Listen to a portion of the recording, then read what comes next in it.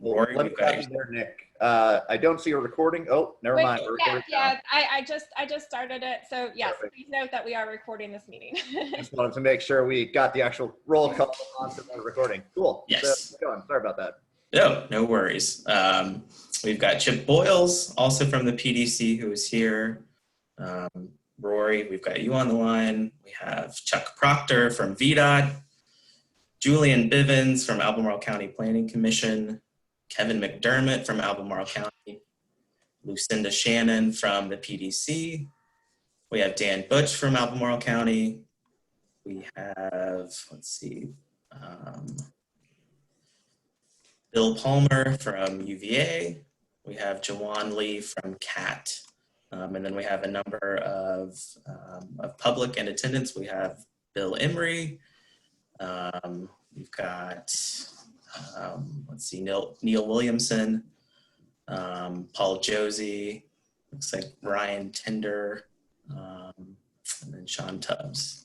And then we've got, I think Jessica just joined us, Jessica Ballering from the PDC. We also have Gretchen Thomas with the PDC, who is on with us. Sounds great. I think this might be a new record for members of the public to come to an MPO Tech meeting, at least in my chairmanship. So that's good to see. I'm glad we're making these accessible. So let's go ahead and get started. First item on the agenda is matters from the public. Do we have an ordering of everyone who just claimed a spot or pick randomly? Well, the order that I wrote everybody down in was Paul Josie, then Bill Emery, then Sean Tubbs. Sounds good to me.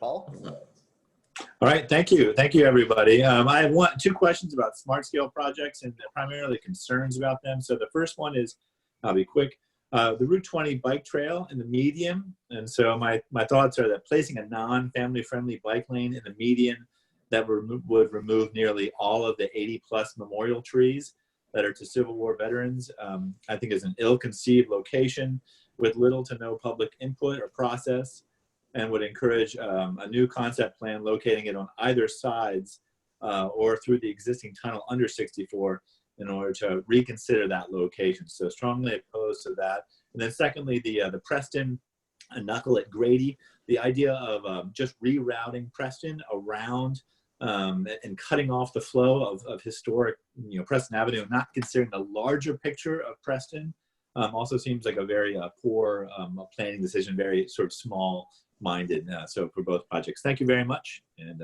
those are my comments.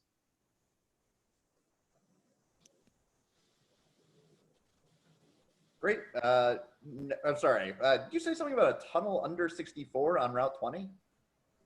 Actually, it's under 64, and it was connecting 53. There is one that they would go through the sanitarium ground area. Interesting. I'll have to check that out one day. Part of the Jefferson Bike Ped Master Plan actually suggested that a path would go there and avoid this route. Great. Yeah, that would be a new tunnel, not an existing tunnel. Gotcha. And we looked at it initially, but it's basically cost prohibitive for us to actually bore a tunnel under 64 from a logistics standpoint and a competitive standpoint from our current funding sources. That's why we really didn't pursue it any further, because there's no way to fund something like that.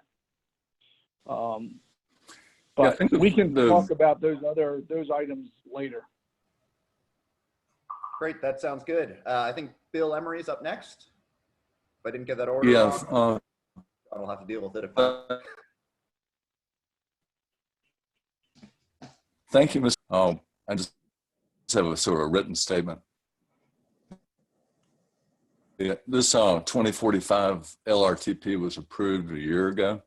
This document addresses the circulatory health in our planning area. It visions the movement of goods and people, health, happiness, and well-being. There are 149 bike ped projects in this LRTP. I wonder, how did the Charlottesville MPO choose the Route 20 median project one of 59 second-tier bike ped projects to be brought forward this year. I contribute to the scenario bicycle and pedestrian plan, but I do not appreciate the destruction of a grove of trees done by a dedicated group of our neighbors. The Charlottesville area tree stewards are the old people that risk sun, poison ivy, Lyme disease, and the case of the Route 20 median, speeding cars today. The plantings took place in 2015 and 2016. Did planners reach out to the tree stewards and include them as stakeholders for the meetings regarding this Tier 2 project? If you plan to build a road through a forest, it's a good idea to call the Lorax. Conditions on the ground have changed since 2015. There are now better ways. I encourage you to call for this project to be removed from smart scale consideration. Yeah, the tunnel, 2.2 million, I think was the estimated price. Anyway, this I sort of echo Mr. Josie too. It's just common sense, common decency. This isn't a good idea. Thank you. Just a quick note, Mr. Emery, you're breaking up a little bit. If you can email those comments to us, we'll make sure that they get included accurately in the minute. Okay. Yeah, I actually emailed them to Chip 10 minutes ago when I couldn't get into the meeting. So thank you. Great. And we'll, I think, talk about that a little bit more once we're in that section of the discussion. Sean Tubbs, you're up next. John, you with us? Yeah, sorry. I have so many tabs open that I couldn't find the meeting. Gotcha. So real quick, these are just extemporaneous comments. I'm going to chat something into the thing so you can see what I'm referring to. This is, I want to talk about something that was in this appropriation document in the city for appropriations for Charlottesville area transit funding. I don't necessarily take issue with anything in it, but I want to draw your attention to something on page 2. And it says here, the community engagement, and I'll just read this. Charlottesville Area Transit utilizes the Metropolitan Planning Organization's public participation plan to fulfill its public engagement requirements. And it goes on to say that the MPO's PPP includes an opportunity for members of the public to request a public hearing on CAT's program of projects. No public hearing was requested. I would have requested such a meeting and such a public hearing that would have gone through MPO Tech, CTAC, and the MPO, because I do think that these organizations, even though there's a regional transit partnership, it's these bodies that are the official ways through which these dollars flow. And I looked at the plan, and you know, I've been covering this stuff since 2007. I actually forgot there was a public participation plan. I think maybe some of you might have as well. It was last updated in 2016. A former staffer's name is on it. I just raised this as an opportunity to talk about public engagement requirements. Maybe it's time to update that. Unfortunately, I don't attend this meeting or the CTAC very often, and I do want to thank you for opening it up to people electronically at this time. So that's really it. Just wanted to raise that for you, and thank you for your time. Yep, and our fourth agenda item today is a discussion on community engagement. So we'll have a chance to talk about that later as well. Gotcha, thank you. So let's go ahead and go on to agenda item number 3, since we have no minutes. Staff updates. Great. Yeah, I think Lucinda Shannon is going to cover kind of the background and feedback of what we heard from the May 13th public meeting that we did on Smart Scale. So the MPO and the PDC opened up a public webinar to go through the projects that we were submitting in this round of Smart Scale, and Lucinda will be able to kind of do a high-level overview of that and what we received, and kind of go into a little bit more depth on that. So I will turn it over to Lucinda. Hi, everybody. thanks for all the feedback and public comments at the beginning of the meeting.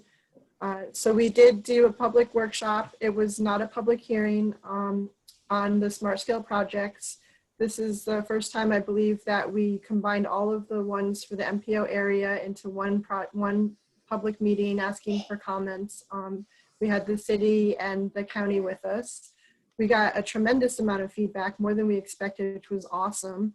I'm really excited to keep hearing from people. We had over 50 comments submitted via the website during comments. We had comments submitted during registration. Obviously, we had a lot of questions and comments submitted during the workshop, you know, in over the phone line and on the Q&A chat feature. We've got records of all of those. I've also received phone calls and emails. So we're inundated with public comments right now, which is what we wanted, and we're really happy to be having them. We're going to be compiling everything, getting it together and organized, putting it into categories. We've been sending them to the staff people that are associated with each comment as best we can, and some of them are being answered. They will all be answered. It may take us some time, and they will also all be published for the public to review as well. We would like to wait until we have the answers associated with the questions before we publish everything. So the comments and questions will probably be published after May, after the month of May, when we are able to close the comments, make sure that's everything that we've had, get them organized and get them out to the public.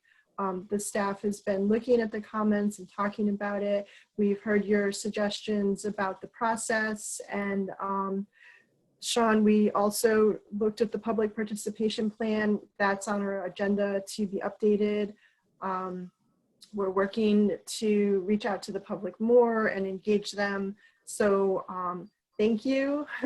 Keep up the good work. We hear you, and we are, you know, doing the best that we can with the feedback that we're getting.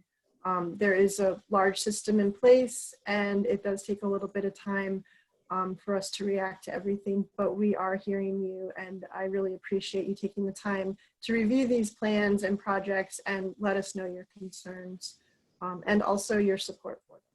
So I guess if anybody has any questions. Will there be an opportunity once those comments and replies are published for the public to ask more questions? I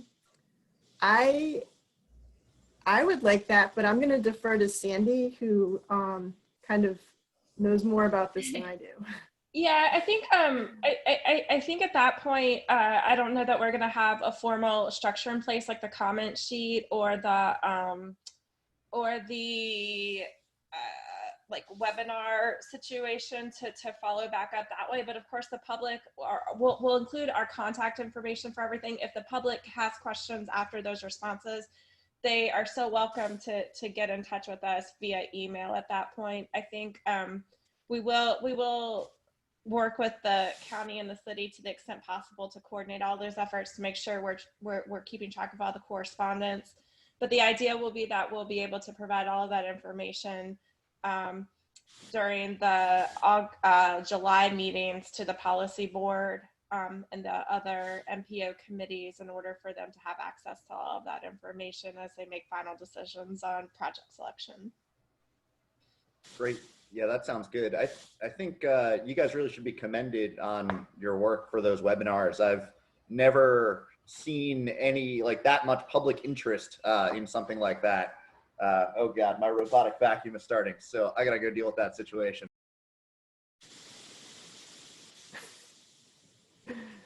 Is that Kevin? Are you the co-chair?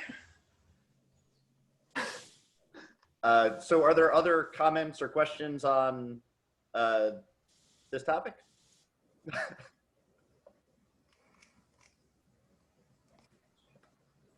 All right.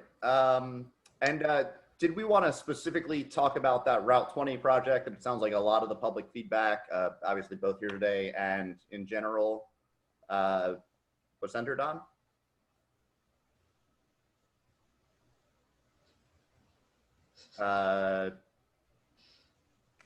So actually, I should probably mention the Fraze Mill Burnley Road Route 29 interchange project, but putting the R cut in, I think has surpassed the Route 20 trees project in the number of comments that have been coming in. So that also is kind of a hotbed project as well.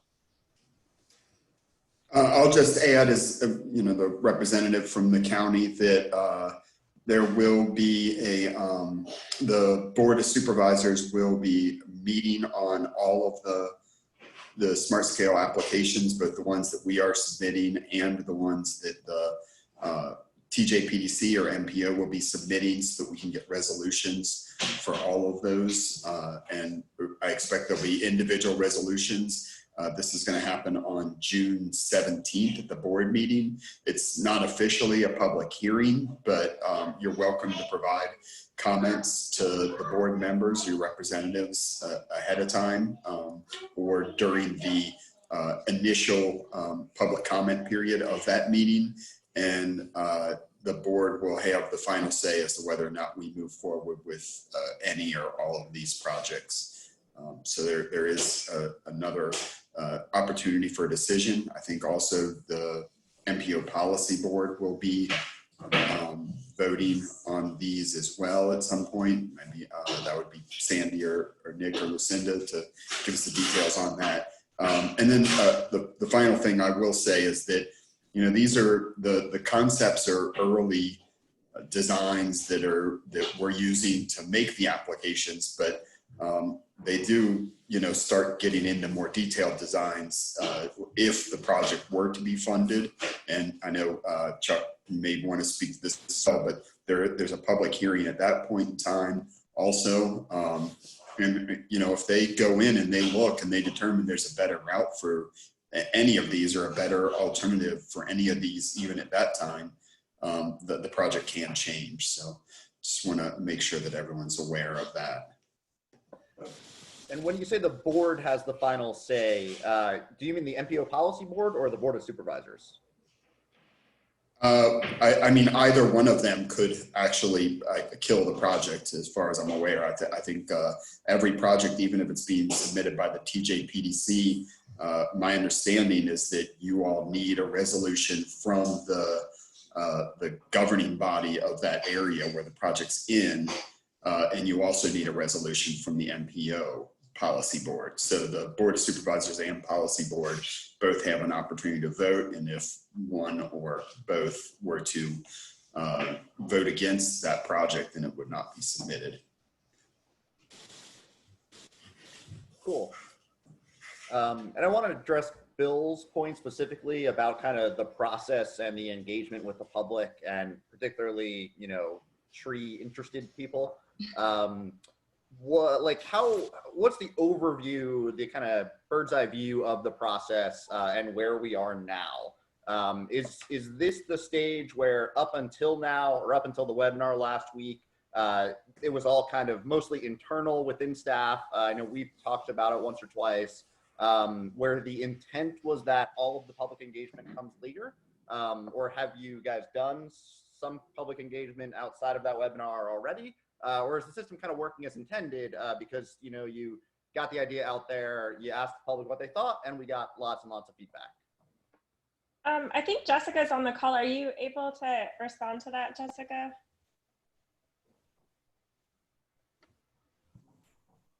Yeah, are you talking about me? Oops. Yeah. Can we just repeat what we were asking? Sorry. Sure. Just wanted to see or talk about like where we are in the process now. You know, whether it typically we would have already sought public feedback and kind of heard that, or you know, like this was the point where we got public feedback and that was kind of the plan. Or now it was kind of internal to staff, and that's kind of how the process is supposed to work. I'm so sorry. If you guys give me about 5 minutes, I'll be right back. Sounds good. Can I jump in here regarding city projects? I can chime in too. All right, for city projects, we have had public input to date on the majority of them. West Main had a long process of going through conceptual design, getting to basically about 60%. We have the corridor study that was conducted on Fifth Ridge McIntyre that had quite a bit of public input. So that's another one of our grants. And then the, let's see, Preston Grady 10th, that is a resubmission of a grant project we've already discussed and submitted for and actually got awarded funding. We shifted it to Elliott. Elliott Streetscape is the one that we're going to need additional public comment. We haven't really had public process on. So those are the 4 applications. These all come from our Streets at Work plan, the comp plan, other studies. So there has been public participation regarding each of these projects. So that's all I had to add. Great. And just to be clear, the Route 20 project, it's crossing 64, but the city doesn't start until a little bit further past Morse Creek. So it's all in the county. Is that right? It does extend into the city, up to Druid Street. Oh, okay. What kind of work is being done there? And that one has, that one I believe is under discussion with another recently formed committee. We've had staff from the city, the county, I bet VDOT, and we have started inviting the public to those meetings. Cool. And one question, has council been given the city's proposals? And I guess the same for county and board of supervisors, and have they weighed in at all? We have presented each of our applications to the city manager and he authorized us to do the pre-application process. So I imagine it's trickled up to city council. We'll also be seeking a resolution of support for them before we submit the final application as well. Thanks. Jessica, are you ready to chime in? You look like you're champing at the bit. Sorry, I apologize again for my kid. My spouse has a meeting at the exact same time, so we're just doing things. So just let me clarify, the question was about Route 20 and how that's been presented to the public so far, right? Yep. Great. Okay, so I think Jeanette talked a little bit about a new group. It's not really a new group. There's the Bike and Pedestrian Coordination Committee, which is a group of staff from TJPDC, the city, the county, and UVA, who've been meeting for quite a while. Just recently, we started opening those meetings up to the public, although we admit they haven't been well advertised as public meetings yet, and we're moving forward, working on that moving forward. Let's see. So that is the stakeholder group that worked directly with VDOT to see the first feasibility study on how we could get bike and pedestrian connections between the city and PVCC and the Saunders-Monticello trailhead. So that group saw the feasibility study. There were a couple members of the public who brought in as there were additional discussions about that study and about our smart scale application. And that's basically the public outreach we've done so far.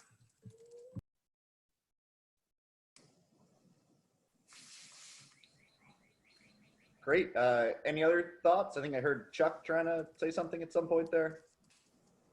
Yeah, I was just going to chime in because Jessica was tied up, but she pretty much covered it.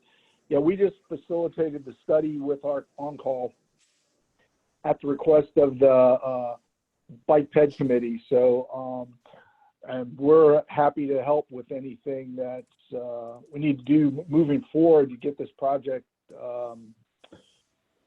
processed, but we'll leave it up to you guys to decide what you want to do at this point. Great, thanks. So if there's no other thoughts on Smart Scale, I think we can move on to the UPWP. Who's presenting that? Yeah, I am. I was waiting to see if Nick was going to moderate, but I'll get started. Thank you. So every year, as part of our ability to get funding for the MPO, we submit the Unified Planning Work Program, and this is reviewed by the draft has already been reviewed by VDOT and DRPT for comment, and then the MPO Policy Board ultimately will determine whether or not to approve the UPWP. But this is basically a document that shows what funding we're going to receive from which sources and what we're going to do to use those fundings as far as moving the goals of transportation planning within the MPO area forward. So there are a couple of different things. I'm going to go to my version of the document just because it's a little bit easier to see than the meeting packet, but it's divided up into several different large categories. There's the administrative function, which is kind of the paperwork and meeting administrative things that we have to do every year regardless. So that doesn't really change a whole lot. What has changed is that we have reduced our funding in this area a little bit to focus more on other projects. These include things like the regular adjustments to the TIP, amendments to the TIP, that kind of thing, making sure we develop these kinds of documents, make sure the committees are staffed, that we maintain the website, that kind of thing. Sean Tubbs had mentioned the public participation plan, and so if you go down to 1E, you'll see that we have allocated close to, I guess, $12,000 for updating that public participation plan. And one of the things that has specifically been standing out to us is the need to have more effective outreach to low income and minority communities, which are required in the federal regulations as well. So we've actually already started the process of thinking through our processes, what makes sense for our organization, and what we can do to be more effective as far as our public participation process. And then of course, we're in this whole new world of using technology to make these meetings more accessible to the public. And so that's something else that we really need to consider moving forward, is how we can continue to utilize technology to hopefully continue to get better participation in our processes. I don't know if Lucinda covered the numbers, but the smart scale meetings, we had like 64 people on the first one and 74 people or so on the second one. So I don't think we would have gotten that kind of participation if, we had set up in a room somewhere. So that was really gratifying to see us, and I think really opened up some opportunities. If you go down to task 2, this is the long range transportation planning portion of it. So this is where we have a lot of funding allocated for studies and developing resources and that kind of thing. The first one we have listed is developing a series of MPO 101 primers. And this is basically intended to be a one-page kind of overview of the different programs that the MPO administers in order to help the public understand our processes better, in order to provide an easier sort of nexus into public engagement. There's an easy resource that at a very high level will explain what these programs are and what we're doing. We think this will be really helpful for people who are new to interacting with the MPO, who are maybe new to committees and are suddenly reviewing something like a TIP or a long range plan. This will hopefully help provide them some context in a really easy, accessible way, as well as helping the public understand the processes without having to go into really overly technical kind of documents. Jessica has really been a champion for doing some bike and ped counts, so she's going to start coordinating that effort. There was a lot of question during the when we were updating the performance measures. There were just a lot of questions about that process and why we were going with the state goals and that kind of thing. So we wanted to include in this UPWP just putting some time into an analysis explaining how the measures are developed, why the state chooses what they do, what the implications are for selecting certain measures, just providing additional context for that. And then one of the things that also goes along with the public participation plan is really working to identify areas in the community that are currently underserved in the planning process.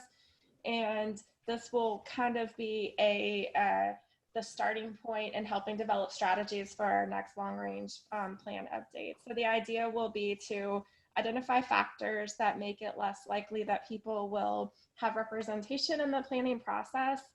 And then this will hopefully guide our outreach efforts when we move forward into the actual 5-year plan update. We continue to work on getting some grants. We just submitted a build grant for funding for updates to the Amtrak station. And so there's some work that we continue to participate in related to the regional transit partnership. There's money for that. And then the last project that is listed under the long range plan is the electric vehicle charging station needs assessment. As electric vehicles continue to create a larger percentage of the market share of vehicles, we really need to assess where are there electric vehicle charging stations, where are the highest needs, and hopefully take a step forward and just identifying how the community can support that. Oh, and then I had forgotten this, but we're also seeing this with the smart scale applications, that there's a need to coordinate some transportation planning between the rural and urban components of Route 29. And so we have some money set aside in that budget to start working towards a process to do that. So this would include planning along the corridor in northern Albemarle County going into Greene County, and that would coordinate with the rural transportation planning efforts as well. And then we move into the short range planning. So this includes the regular updates to the transportation improvement program as well, making sure that we're communicating that well. I think you guys have already voted on the tip, but one of the things that Lucinda did really well was she went back and put additional notations into the tip and just made that a much more user-friendly document. And so we'll continue to review the tip and see how we can, continue to make that more accessible as well. In general, we just have general money in there for things like smart scale applications. We're still going to have a significant amount of work. They're due in at the beginning of August. So between now and July, there's a lot of additional information we're going to have to collect and probably information to process as we move forward to making final selections on what we're going to submit for smart scale.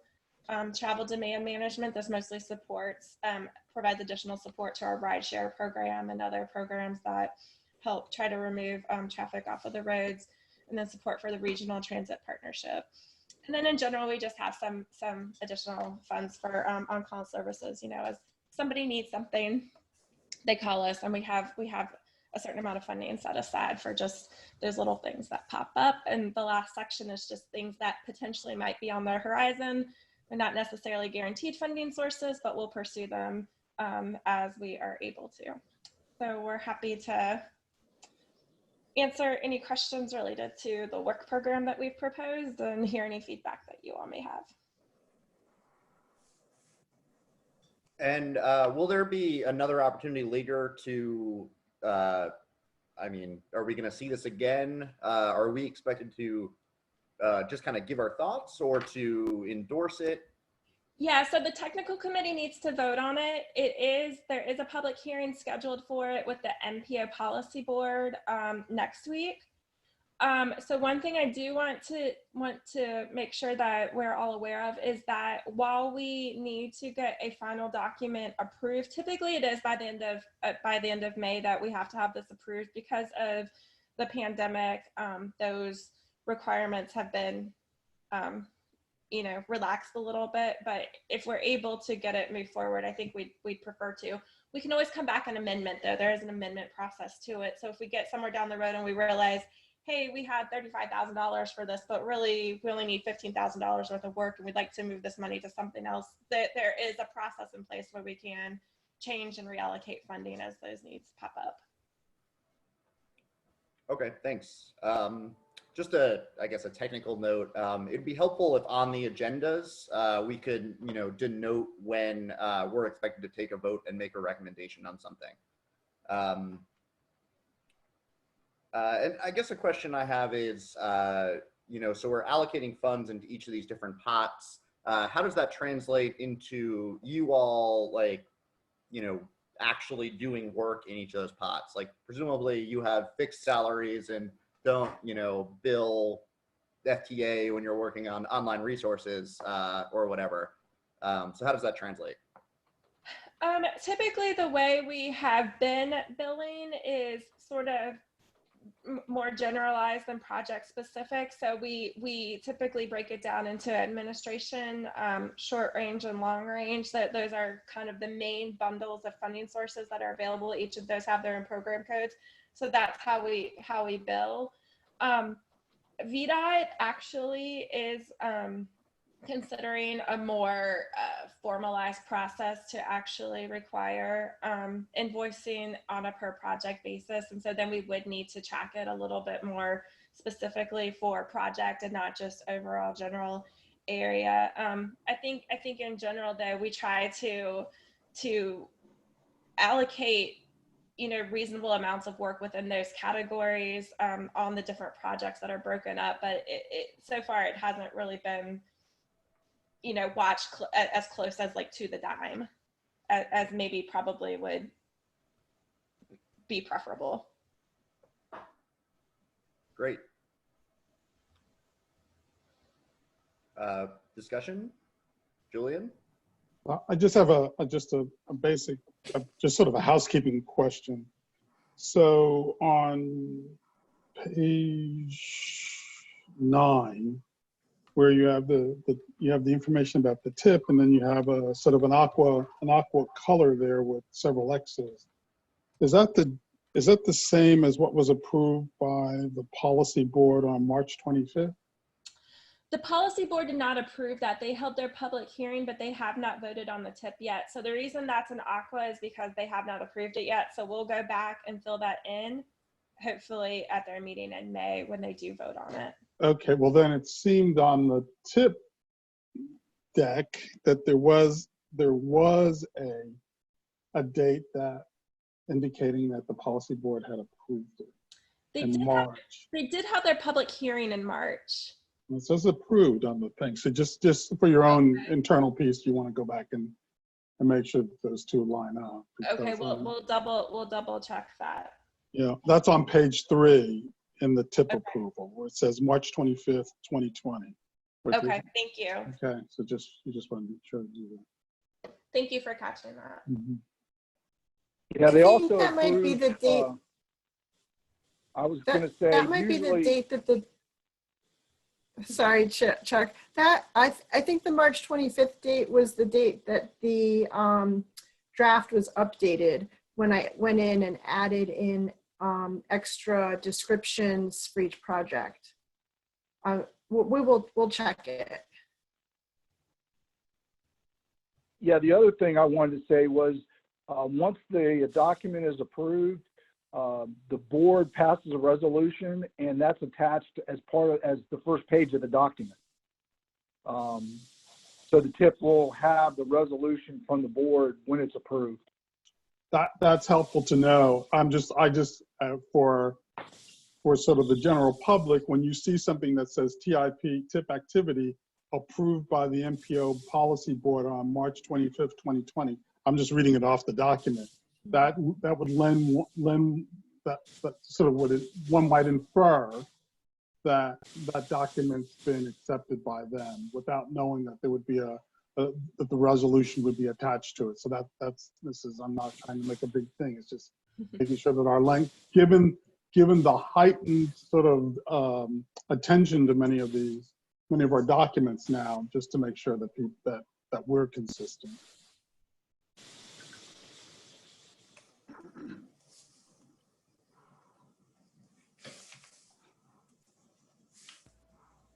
So I got a couple questions about specific items. One is 1D, cross-jurisdictional communication. It looks like the end products are mostly attending planning commission and governing body meetings. Is that something that's done now? I can't say I can think offhand of seeing y'all at any of our meetings, but Yeah, it's done sort of on an as needed or as requested basis. Chip is at a lot of the meetings. We've done a lot of presentations, especially when plans are finalized and presented. I know Chip, I know, was at a really late meeting midsummer to talk about the bike and ped, the Thomas Jefferson bike and ped area plan at the council meetings. I've attended CAC meetings, the area community planning meetings with Albemarle. So we do a lot of those sort of as a request. I don't think there's anything necessarily regular. It's just to provide time and our resources when those are requested or needed. Sandy, this is Chip. The other cross-jurisdictional is outside of our MPO jurisdiction, where we hold an annual meeting with the Shenandoah Valley MPO. We have a memorandum of understanding where we share our plans annually with the Stanton, Augusta, Waynesboro MPO.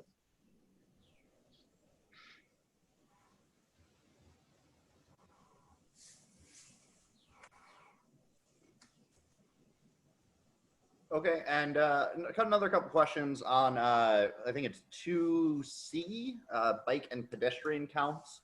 So I like the idea of counting bikes and pedestrians. I noticed that an end product isn't exactly counting bikes and pedestrians. It's like find locations and like build an email list. Is there a kind of quantifiable like number of locations or number of counts that we're targeting or think we might be able to accomplish? And another, I guess, question is like, are there any kind of new or like innovative ways of doing these counts more automatically and regularly and cheaply, ideally, than we've typically used in the past? Jessica, are you able to Yes. respond? Okay. So I'll start with the more innovative ways of counting. So VDOT has offered some automatic counters that we could roll out, that we could borrow from them. And those would be great. And because we'd be borrowing them from VDOT, they would be free.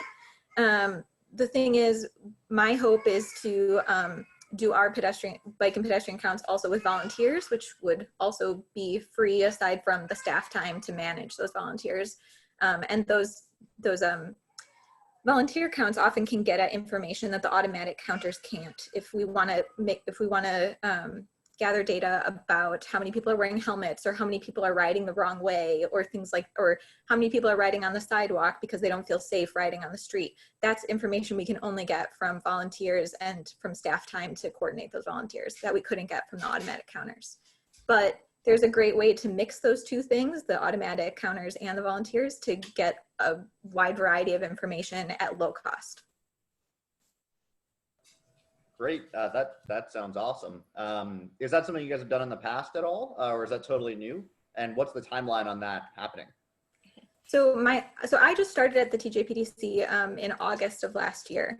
So it's something that I've done at different, I've worked with other MPOs, and those are counts that have been really vital to the overall bike and pedestrian planning process at other places.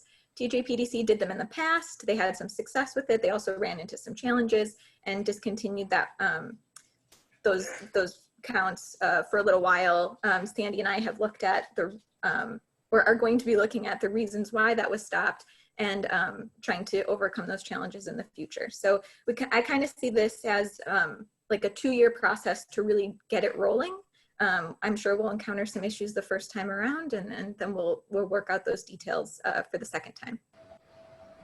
Hey, Rory, I'll just, Kevin here, I'll just add that this has been an effort that's been going on through the Bike Ped committee that Jessica works with us on. And we in the county have been talking a lot with the folks on the VDOT Bike Ped team Like Shane Sawyer's been really proactive with that, and he's been reaching out to us. We have the conversations in that meeting, but he also has been reaching out to Dan and I, and we've been identifying some places where we might be able to place counters, and also have talked about doing that, you know, on a regular basis, so that it goes to this one spot for this period of time every year, so that we can keep a consistent count. So it has been an effort that we've and I know he's identified some spots in the city as well where that's happened. He works with the city bike ped coordinator, and Amanda, and so it has been an effort that we've been working on, and we are trying to formalize the process, and Jessica's doing a great job leading that up. I know. I think maybe take a look at that bike ped committee agenda at some point, and trying to attend if we're going to be talking about that. But that is a topic that has come up a lot there. Yeah, that sounds super interesting. And I wonder if you'd consider like something like putting out a camera and then having the volunteers count on the video, so you could do it kind of asynchronously. It might, you know, kind of multiply your resources. And I want to hit on that point. Jessica, I think you mentioned it's a bike pedestrian coordination committee. I've never heard of that thing. I would love to hear more. Like, when does it meet? Where are the agendas posted? How do I know it exists? That sort of thing. So really briefly, because I want to keep you guys on the work plan, the Bike Ped Coordination Committee meets every month on the second Thursday of the month. This is the committee that has been involved in that whole Route 20 process. So this is the committee that had previously just been open for staff. It was not a public meeting. And then we realized that we really needed members of the public to be voicing their opinions. So we started opening it up to the public. Just in our last meeting, we decided to investigate further turning that committee not just into a staff one, but officially turning it into some sort of technical committee. So I've got to work with Sandy on that process. Once we make that transition, if we make that transition to more of a public technical committee like this one, those agendas will be posted online, and everything will be open to the public and advertised in the exact same way that this committee meeting is. Great. So other discussion on this work plan?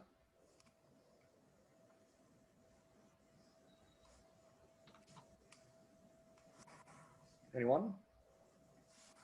Going once? Going twice? All right, I would entertain a motion. So move that we recommend approval of the work plan. This is Julian. Do we have a second? This is Chuck. I'll second it. Okay. Do we want to do a roll call vote, or do you think we can just do a vote by acclamation? All in favor, say aye. Aye. Aye. Aye. Any opposed? And any abstentions? All right, motion carries. Next up on our list, our community engagement case study and discussion. Yeah, so I think it's pretty timely that we're discussing these things, especially after the public meeting that we did virtually last week. So this was a presentation that was given to the Rural Technical Committee back in January. So that's essentially your counterparts for the localities outside of the MPO area. So it was given to us by VDOT Lynchburg staff. Let me see if I can pull it up. Are you all able to see a VDOT presentation screen? No. Now we're still looking at your agenda window, but maybe if you drag the tab in or share your screen rather than the tab. Hold on. Let's see. What about now? Yep. Okay. So I thought I would just kind of run through some of the lessons learned that the Central Virginia MPO down in Lynchburg had kind of learned from their process of doing some virtual community engagement, and then see if we could open it up for discussion on, how do we kind of move forward in this age? Obviously, that's certainly changing, but Are there practices and policies that we can continue once some of these, stay-at-home orders and kind of social distancing are removed, so that way we're reaching a broader swath of the public. So kind of, just a general overview, the traditional open house style meeting, where we all meet on a Thursday evening, is kind of losing favor with the public. You tend to have the same kind of folks that turn out, those that are already plugged in and have the same level of engagement, not necessarily a large demographic swath that's representative of the area that we're serving. And there's a need to increase participation in all forms all around. So how do you go about doing that? So the Central Virginia MPO and VDOT have been working on an update to their long-range transportation plan. And they decided to kind of go in a different route of, instead of holding those traditional public meetings, trying to plug into existing intercepts or public events that were already happening, where there was large gatherings of folks. Obviously, this was pre-COVID-19. They're cheaper to do, so there's less printing and whatnot that would be required for a traditional meeting. There's higher levels of engagement, and it's more productive. And then also a new surveying tool that we'll get into here in a second. So the first kind of intercept that they did was the Get Downtown Festival in Lynchburg, which usually draws between 10 to 15,000 folks, held in the fall. So the consultant team and the MPO staff were able to set up a booth to kind of do an interactive money and budgeting game to try and kind of pick out certain project priorities.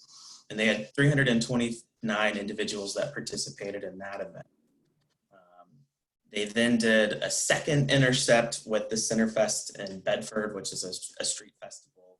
A little bit less participation, 33 participants there, but then, again, trying to reach a broad swath of the community there. But kind of the meat of what, especially moving to kind of online platforms, is this MetroQuest survey tool. I know the city of Charlottesville's consultants for the Belmont Bridge have used this. So, it's, again, a surveying tool, but a little bit more able to reach, more people than something like a SurveyMonkey survey or something like that, or a Google survey. So it's a, more user-friendly, and again, is able to reach a lot of people. Currently, right now, MPO and PDC staff do not have access to the platform. You'd have to work with your VDOT rep or a consultant team, but you can work closely with VDOT staff to kind of interpret and make sure that the survey is representative of what you would want for transportation projects. So this is just kind of a quick little screenshot of what it looks like in the platform. Again, it's kind of more user-friendly. It's more visually, kind of incentivized than some of the other platforms. So this is kind of the interesting part. In this survey round, they were able to reach 957 participants, which was 14 times as many as they reached in the previous update to their LRTP. So it's great to be able to see such high numbers of participation that can really provide some of that valuable feedback. This just kind of gets into some of those priorities that they were pulled out of the information. There is an interactive map feature that you could embed within the survey platform, so you're not having to do kind of separate ArcGIS online maps. So you could, for bike and pedestrian planning or transportation specific planning, you could see kind of some of those priorities come out in specific spots, identified, which I think is really useful and helpful. I think this is just some data that they got, but by using this MetroQuest platform, they went from 69 survey responses in the previous round of their LRTP update to 957. So a significant increase and more meaningful input in terms of what was kind of written and shared within that platform. So I think, you know, as we're starting to see, you know, some of the successes that we've been able to do with virtual public engagement, you know, we know that this is not going to supplement in-person meetings, but how do you, or replace in-person meetings, but how do you start kind of trying to build on some of these successes and really try and increase public engagement as we've seen. There's a lot of people that are interested in, you know, smart scale projects and the process that's going on with that. So how do we kind of move that forward? But that was, yeah, I thought it was a timely presentation. Obviously it was given to us in January, so prior to, you know, the things that have transpired to date. But yeah, I mean, I kind of wanted to just open it up to discussion on what are people's thoughts with, you know, increasing engagement virtually or other successes that they've had in certain processes throughout this time. So, yeah. I'll just quickly said, this MetroQuest, I had been hearing about it for years, but had never actually had an opportunity to try it until this 5th Street corridor study that VDOT is working on with us right now. And I was pretty impressed with the way the interactive nature of that that format. I thought it was a pretty worthwhile form of engagement. And if I would recommend it if we ever are looking for some sort of new software at the county for public engagement opportunities. So if anybody remembers that 5th Street station, or I'm sorry, the 5th Street corridor public survey that went out, I thought that was really well done. Yeah, I sent that to my coworker who lives down there, and he actually filled it out. Whereas usually when I try to get them to go to a public hearing, I'm met with just open mockery. So, and I think there's ways that. Go ahead. I was going to chime in. We had like over 1,200 responses to the survey, and there's a quite in-depth material that goes along with the back end of the data that you can evaluate when you're reviewing the actual responses. So it was really, really good. We're using it more and more. Actually, Shane reached out to the Bike Ped group at our meeting last week about possibly utilizing it on some of our projects, even on a smaller scale, to try to get some more public input. It's just logistics for the smaller studies, getting it plugged in, because normally with the bigger studies, I get the consultant to do a lot of the legwork. I know we're using it for the Zion's corridor study at Zion's Crossroads, but we can start using it more and more as we identify projects that were especially kind of short time now between now and August for smart scale, but definitely want to pursue it more in the future because it's a good way to get a lot of feedback on your project. And it's easily convertible to other languages. I think that's automatic. So you can engage Spanish speaking populations, or I think almost any language you need to, which is very helpful. Cool. Julian. So I think this is, I agree. I'm agreeing with what people are saying, but I would like to lift a different piece to this, is that if this allows then staff to then engage with what I might call the individuals outside of the urban ring in a more intentional way, then I'm all for it.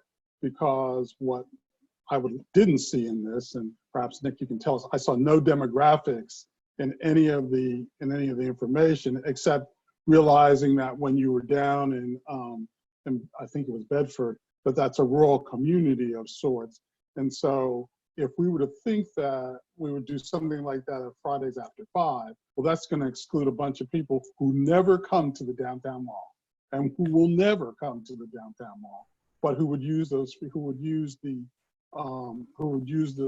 services and use the infrastructure in ways that are important to them. And so my hope would be that if we do this, and that allows us to allocate human resources or bodies to places with little or no broadband. I know Rory can't believe that there's any place that doesn't have broadband, but in those places that don't have broadband and those places where people are shall we say, less comfortable engaging with the formal entities of government, but yet rely on and pay taxes to and do all the various things that allow us to do the things that we do. Yeah, and we weren't presented on any of the demographic information breakdown, but I know in planning processes past, especially with the Cherry Avenue plan in the city of Charlottesville, the traditional public engagement method wasn't going to be conducive to really kind of gauge valuable feedback. So we were able to do these front porch discussions, which came out of the think tank, which was the community group that kind of guided that process, but allocating staff time to go to community residents' homes and just do something really informal and not have kind of that, again, typical like, hi, I'm here from the government, I'm here to help approach. And I think we were able to do 6 or 7 of those throughout the course of that project. I don't remember the exact numbers of those that were in attendance, but things like that, coupling some of those more personalized strategies with, something like a virtual platform, because obviously we know that's not going to replace any sort of that engagement that you can get from in-person meeting. But how do you supplement some of that? How do we start getting creative about, the approach to incorporating that in the plans and projects that we do? So I think that Cherry Avenue one is certainly more innovative than things that we've done in the past. I don't know if that would be a template for other things. I think each community obviously has its own set of needs and whatnot, but maybe baking in some of that thought time up front into the scoping process would be really beneficial. Yeah, I can chime in. I know on the 5th Street project, we actually went out and held a meeting in Southwood with the folks down there and presented the information for the study to that community down there at their coordination where they're doing the habitat, coordinating that infrastructure improvement.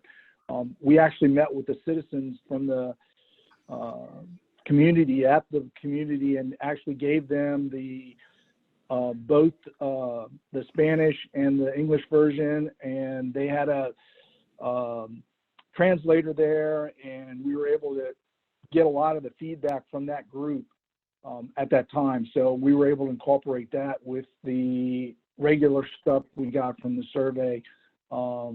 And I know with Hydraulic 29, we reached out to a lot of those folks as small groups like you did with the Cherry Street to get feedback from all of the groups that we could.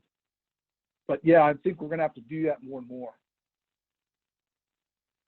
And just real quickly, I think this goes back to highlight the importance of the public participation plan, and we really hope that you guys will help support those efforts, especially as we start identifying other organizations and agencies that we can start building relationships with to help use sort of the community structures that are in place to help us bring in participation from some of these outside places. I think that's one of the steps, right, to try to build some relationships. So it's not just all of a sudden us as government officials going to people's doors to get information, but it's using those community centers that are already in place, your churches and your nonprofits and your neighborhood organizations and those kinds of things. So we'll really look forward to getting your help in that process.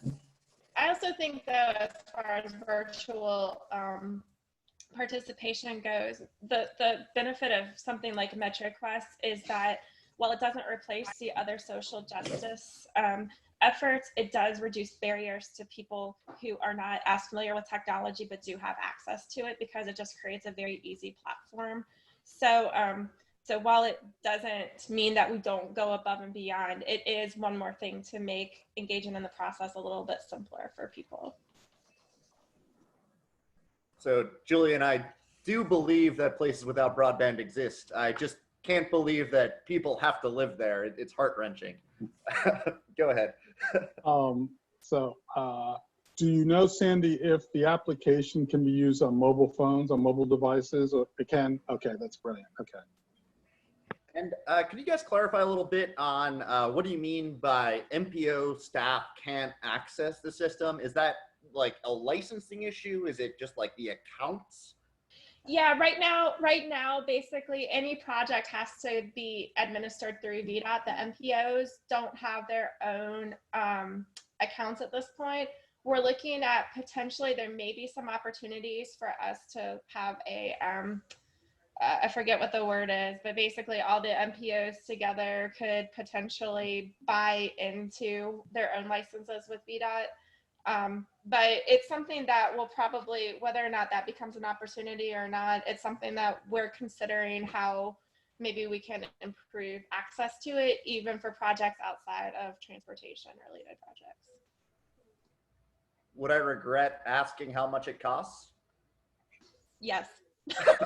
No, but it's also an opportunity where maybe if the city and county and even the localities outside of the MPO area, if everybody felt that there was enough value, there may be an opportunity to jointly participate, and then that would be a service that we could provide.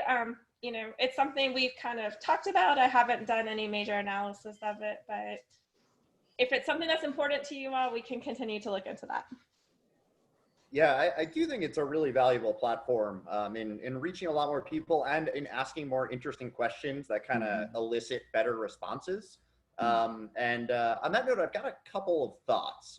You know, on the one hand, you know, I wonder, or one worry I have is that it's very possible with these online surveys to, you know, structure them and the question wording in particular so that you kind of lead people to answers that you're looking for. And I wonder if you have considered partnering with, for example, I think UVA has a center that specializes in, you know, survey wording and, you know, proper statistical methods for doing these things, both in crafting the surveys in particular, and once you have all that information, and in particular, you know, demographic information from respondents of all kinds, then weighting the results to create something more approaching the results you'd have from a proper survey, like a proper statistically valid survey. Chip, do you want? And then separately from that, sorry, kind of the opposite even is, I know you get these free-form big responses where maybe sometimes the most valuable information is. So how do you parse that like qualitative data? I'm done now. I don't know, Chip, do you want to talk about the Weldon Cooper survey? Yeah, I can talk. We have been working very closely with the Weldon Cooper Center at UVA. They have initiated a really neat scientific survey process that you're describing at a reasonable cost. One of the things one of the hurdles we have to overcome is to do a truly scientific survey. You've got to have all the right numbers of people and demographics, which costs a lot of money beyond our reach to do surveys when you're randomly selecting people.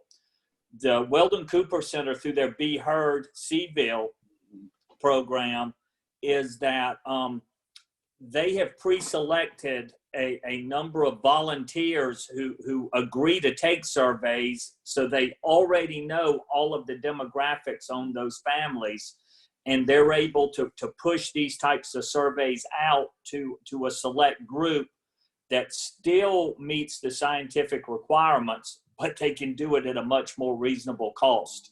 And so I think that's what you're referencing about the UVA program. And for a couple of $1,000s, we can get a really good survey done now, where it could have cost 10 times that before. Yeah, I gotta say I'm a little skeptical of that program, just because it is self-selecting for people who opt into a survey program, which is of course sort of true of any survey, even random digit dialing. But you know, even if you weight by demographics, you're still getting that selection effect. I don't know. Yeah, and I think that's the that's the hurdle with all the surveys. I'm not a big fan of just surveys. I think it's a great arrow in the quiver of doing other public participation and information gathering. Yep. And I will add, and one thing that I will say about what UVA just just initiated, the fact that they could turn around, many of us who, depending on what media sources you read, you saw some of the first work for them around the COVID-19 attitudes. Yep. And the fact that they turned that around in 2 weeks, you know, that's the kind of stuff that typically in the survey center, you do a survey and you might see something in several months. I used them when I was back at the institution. And sort of, I was absolutely really surprised that they turned around that data and gave us demographic breakdowns and ethnic backgrounds in a way that I had not seen coming out of that place and out of that agent, of that organization. So I would just speak to that and say, and echo what Chip has said. It's one more piece that gets us deeper into our community and allows them to speak without them feeling as if they're being put out, which is, you know, nobody wants to speak anymore. We're a community of isolationists, and that's, you know, we got to figure out how to deal with that. Yeah, I mean, I really think all of these options are better than the old status quo. It's really a low bar to meet 3 people showing up in a room at 11 o'clock on a Tuesday. As much as I love seeing you guys all in person, I mean, even just sticking this thing on Zoom, we got more input, and I'm glad to see it.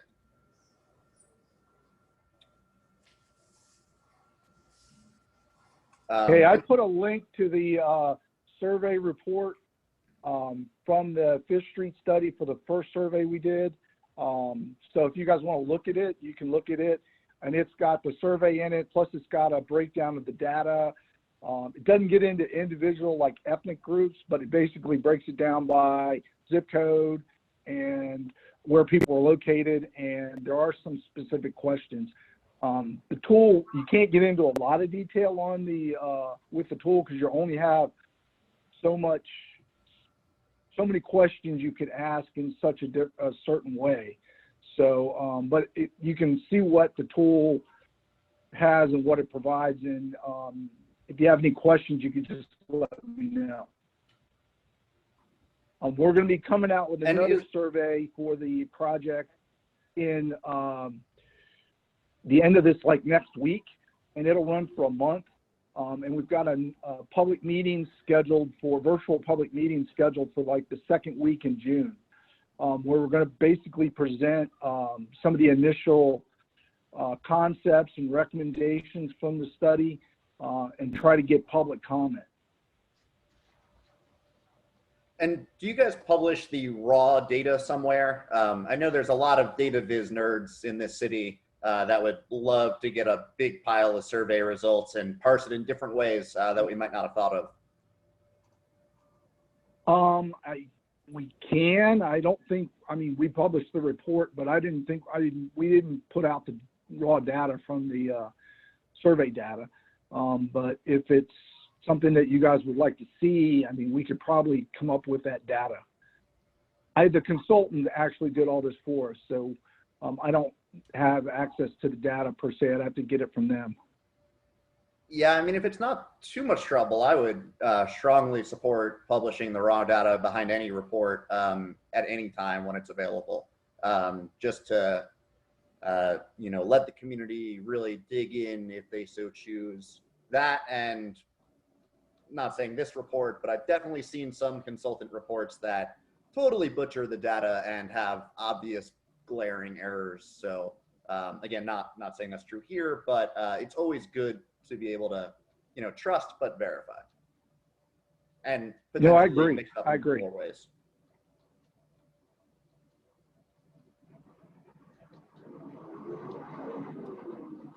So I think staff would hope that this might be kind of a broad discussion about community engagement as well. Do people have thoughts that aren't maybe specifically focused on MetroQuest?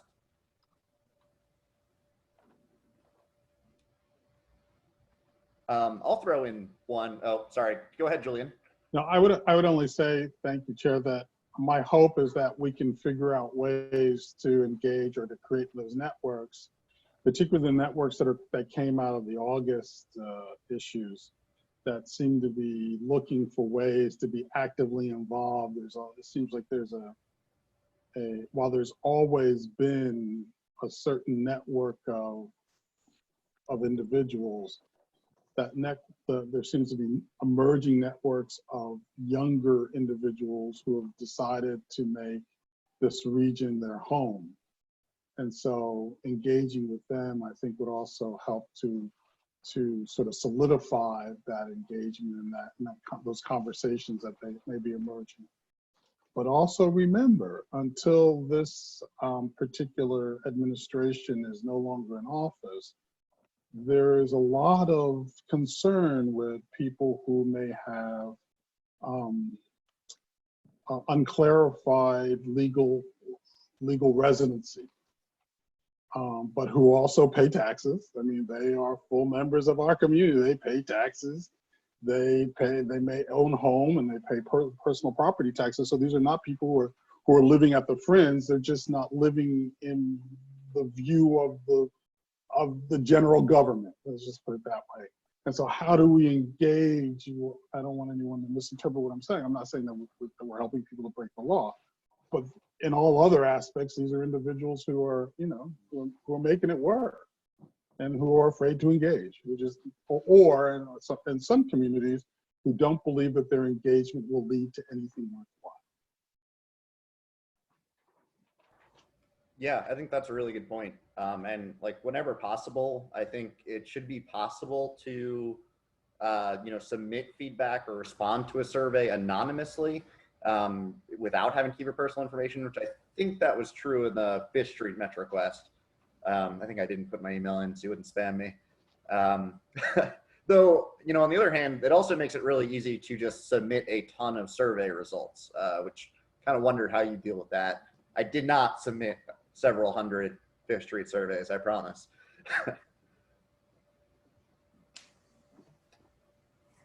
Since it's electronic, they can weed out if like one phone submits 50 surveys or one IP address, because it is tagged in the system where it comes from. So they're able to look at that, especially if you have if it's duplicated.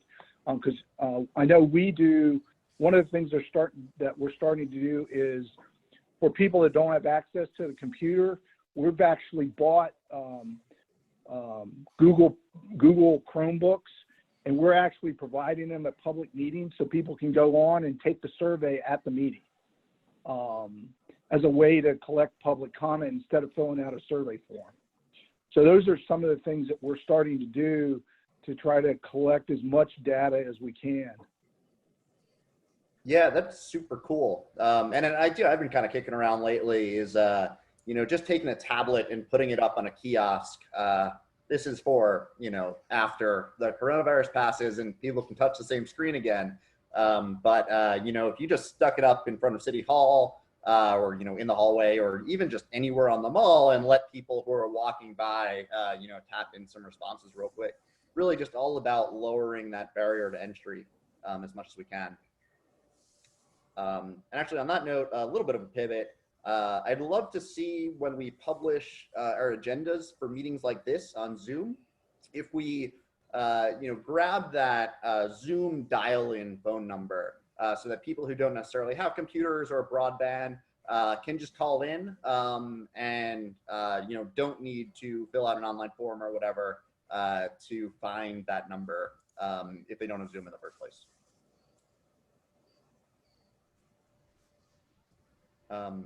Claire, thoughts? All right.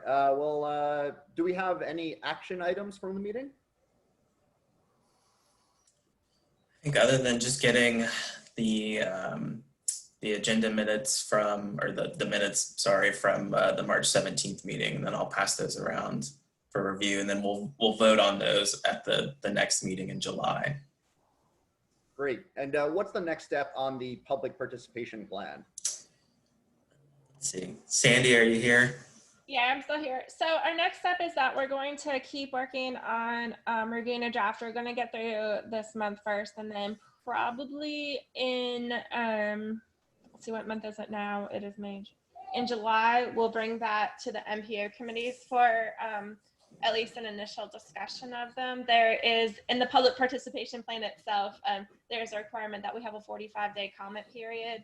I think the idea would probably be to introduce it in July, hold the comment period between July and September, and then hopefully be ready to vote on it. That way we can also incorporate any feedback from you all and CTAC and the MPO Policy Board. Great. Actually, another thought, on the topic of like Zoom meetings, is there a good option for broadcasting this meeting to some platform, YouTube, Facebook, Periscope, whatever? I know several of those are built into Zoom, but I don't know if your subscription allows it. But I think it would be really helpful to have these, go on some sort of permanent record. And for this meeting, at least, to post that recording somewhere. I keep seeing a little recording icon on like city meetings, and I have no idea where those things go. I'm just assuming they go right into someone's computer trash, except for the ones that are actually on YouTube. One of the requirements right now to hold public meetings online, so any meeting that's required to be open to the public, is that we post either a recording or a transcript within 10 days. Great. And so the recording will be on the TJPDC website? Yeah, it'll be on the MPO Tech website, probably, like where you would find the agendas. That will a link will be posted there. Great. Yeah, that sounds good. But again, I'd love to see, a live broadcast option if that can be done with minimal effort, which I think it can. Just gonna make a YouTube account. And one day we'll convince the city to use YouTube instead of Facebook. So any other action items anyone has? All right, well, I'll open it back up for public comment. Do we have anyone who'd like to speak?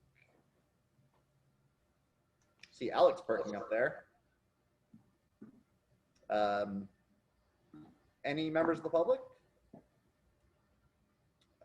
Feel free to just unmute yourselves. I'm guessing there's none since I don't see anything in chat. Wait, I'm getting a private message in chat. Oh, yep.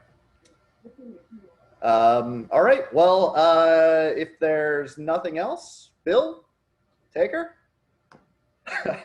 All right, well, I guess I will, we can call it a day. I'll entertain a motion to adjourn. Anyone? Do we do that? Or we just end? So moved.